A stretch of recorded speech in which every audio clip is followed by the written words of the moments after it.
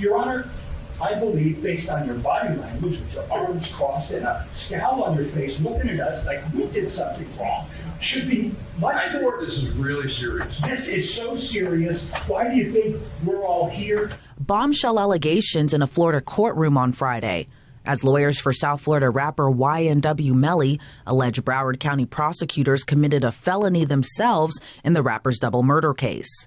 You indicated here that counsel for the defendant believes that there is probable cause that the witnesses under subpoena, the members of the state attorney's office and the elected state attorney to have committed obstruction of justice and attempted witness tampering and felony pursuant to FS 838.022 for misuse of public office due to their actions since October of 2020. That's what it says, Your Honor. That's right. Very serious allegation. Very serious allegation. Very serious. A 10-page motion filed by the defense on September 26 says the state had possession of evidence that would have impeached the credibility of a lead investigator in the case, Detective Mark Moretti. The motion goes on to say the state should have presented the evidence to the defense prior to the trial. Maybe they should get their own lawyer. Maybe they should take the fit. But we need to ferret it out. But before the court could figure it out, Judge John Murphy, the same judge from Melly's first trial, demanded lead prosecutor Christine Bradley be at the hearing because so many of the defense's claims center around her. Typically, what I do when I have a brain or some issue about it, the prosecutor who's involved in it tells me, she comes in here, she's got an obligation of candor to the court, and I ask her a question, and she advises me as to what's going on and why there's a change, why something like that. But she's not here. This is her case. We spent 2 or 3 months trying the case originally. It came to a hung jury, but she's not here for this. I don't understand that. Bradley is eventually brought into the courtroom to testify, but not before the judge hears from the woman, Assistant State Attorney Michelle Boudreaux, who waved the flag reporting concerns about Detective Moretti's credibility. Detective Moretti said to Deputy Morrell, "You need to say you were here when I served that search warrant." And it was kind of like an awkward moment. Someone described it just kind of getting punched twice in the head. So there's a search warrant that gets served. And I'm like, what's going on? And then the next thing, he's asking this deputy to lie for him. And again, I'm like, this is like, I'm in the twilight, so I'm like, this can't really be happening. Here's where the allegations start. In October 2022, Detective Moretti met with Jamie King, YNW Melly's mother. Investigators were trying to determine whether or not she was involved in witness tampering before Melly's case went to trial. Boudreaux was there. Miss King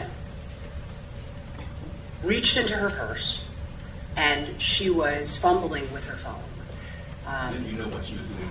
You know, it's a phone, so she has this phone. It's, you know, I couldn't tell you what type of phone she had. She was pressing buttons on it, and Detective Moretti was saying over and over again, "Don't turn off that phone. Don't turn off that phone." I knew she was doing something on her phone. I just couldn't swear to exactly what it was that she was doing on the phone. It looked like she was turning off her phone or sending a message or doing something on it. I just couldn't tell. There was a scuffle going on. Okay, and what did Detective Moretti do? Detective Moretti physically took the phone from her. Boudreaux testified that after Jamie King and her attorney left the conference room, Boudreaux says she later overheard Detective Moretti showing a willingness to lie about the phone seizure. Do you say anything to Moretti? No, I don't say anything to Moretti. I leave the room. I'm done with the statement. As far as I'm concerned, I'm done investigating this case. Why? Because I don't work with detectives that solicit lies. Boudreaux says she notified Christine Bradley about Detective Moretti's remarks right after they happened and learned Bradley called an internal affairs investigation into Detective Moretti, who claimed he was joking. Christine Bradley testified next and gave her own account of what happened. That Brady notice that I just showed you, you're saying that there are incorrect statements of fact. That is correct. And the incorrect statement is that you were not told by Moretti that he was joking. That is correct. The indication has always been, and if it was inartfully conveyed in some point, the indication has always been that Deputy Gorell responded in a very flippant manner when asked about showing up. Flippant manner to whom? To Detective Moretti. Does he say that in his report, Gorell? I don't believe so. Okay. So the flippant matter came from Moretti, and somehow you communicated that Moretti said it was a joke. Is that what we're putting together? I did not say that Moretti said that he had made a joke in any way, shape, or form.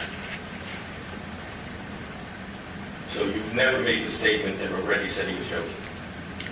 My statement was, at all times, and if it was ever not clear or misinterpreted by whoever was listening to it, was that Deputy Gorell made the statement that was of a flippant nature. Judge Murphy decided the allegations presented in court Friday were sustainable enough to call another hearing where the defense plans to call Prosecutor Bradley back to the stand, Detective Moretti, and the district's top state attorney, Prosecutor Harold Pryor. Jury selection for Melly's retrial will not begin on Monday, October 9th, like originally scheduled. Instead, next week, the judge said they will argue the state's motion to quash defense subpoenas of several prosecutors, including the elected state attorney. The defense motion to dismiss the case altogether will be heard next Friday on October 13th. If the case does move forward, then they will argue several outstanding motions the following week. Reporting for Law&Crime Network, I'm Elizabeth Millner.